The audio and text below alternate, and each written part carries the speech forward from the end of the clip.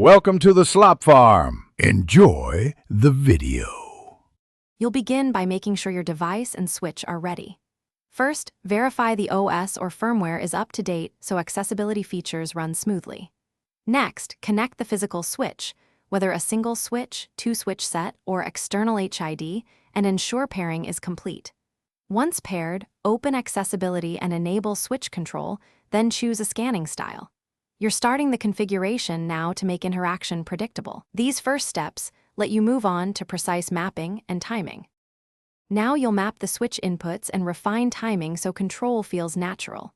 Assign each physical switch to functions like select, next, or custom gestures. This determines how you trigger items.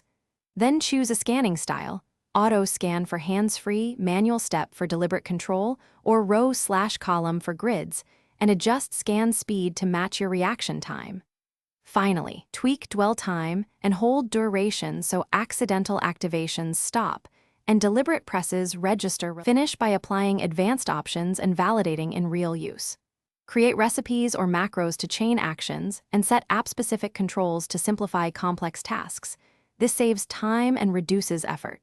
Test switch control during everyday activities, then refine mappings and scan speed based on fatigue and context.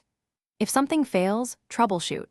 Check switch batteries, repair the device, reset switch control settings, and experiment with a slightly slower or faster scan. These final tweaks ensure reliable control and quick recovery from issues.